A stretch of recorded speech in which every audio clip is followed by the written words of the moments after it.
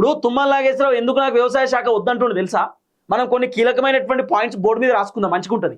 First point ఏంటంటే రైతు భరోసా. రైతు భరోసా తుమ్మల నాగేశ్వరరావు పైన ఉన్నటువంటి అత్యంత పెద్ద వ్యతిరేకత రైతు భరోసా. రైతు భరోసా రేవంత్ రెడ్డి ప్రభుత్వం ఫస్ట్ అప్పుడు ఎప్పుడు ఇచ్చారు? జనవరిలో ఇచ్చారు. 2025 జనవరిలో రైతు భరోసా ఇచ్చిండు. ఈ రైతు భరోసా కూడా మొత్తం కంప్లీట్ చేయలే, కానీ ఇక ఫైనల్లీ కొంత రైతు భరోసా ఫస్ట్ ఇచ్చిండు. ఇక వానాకాలం పంటకు సంబంధించి ఏదో అనుకోరు అదుర్రిగా. ఆ తర్వాత రేవంత్ రెడ్డి ప్రభుత్వం డిసెంబర్లో రైతు భరోసా ఇవ్వాలి. ఎండాకాలం పంటకు సంబంధించినటువంటి రైతు భరోసా రేవంత్ రెడ్డి ప్రభుత్వం ఇవ్వాలి.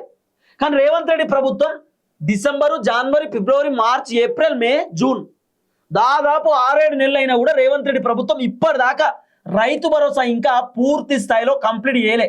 ఇప్పుడు ఈ ఎండాకాలం పంటకు సంబంధించిన రైతు భరోసా కంప్లీట్ చేయలే రేవంత్ రెడ్డి.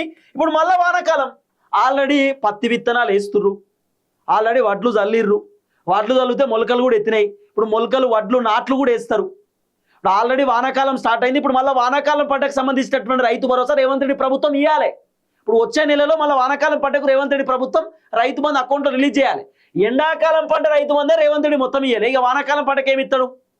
రేవంత్ రెడ్డి కేవలం 5,600 కోట్ల రూపాయలు మాత్రమే రైతు భరోసా గురించి మొత్తం డబ్బులు విడుదల చేసిండు. ఇంకా 3,400 కోట్ల రూపాయలు రేవంత్ రెడ్డి ప్రభుత్వం రైతు భరోసా డబ్బులు విడుదల చేయాలి. కేవలం 2 ఎకరాలకు మాత్రమే రేవంత్ రెడ్డి డబ్బులు ఇచ్చిండు. ఇంకొక ఎకరానికి రైతు భరోసా డబ్బులు ఇస్తా అని చెప్పి ఇప్పటిదాకా ఇయ్యలే. ఆ 3వ ఎకరం అటే పోయింది. 3వ ఎకరం అటే పోయింది. సో ఈ రైతు భరోసా విషయంలో తుమ్మల నాగేశ్వరరావు పైన విపరీతమైనటువంటి వ్యతిరేకత ఉన్నది. ఎందుకు తుమ్మల పైన వ్యతిరేకత ఉందంటే ఆయన వ్యవసాయ శాఖ మంత్రి. జనాలు ఏమనుకుంటారు? మంత్రి చక్కగా పనిచేస్తలేడేమో.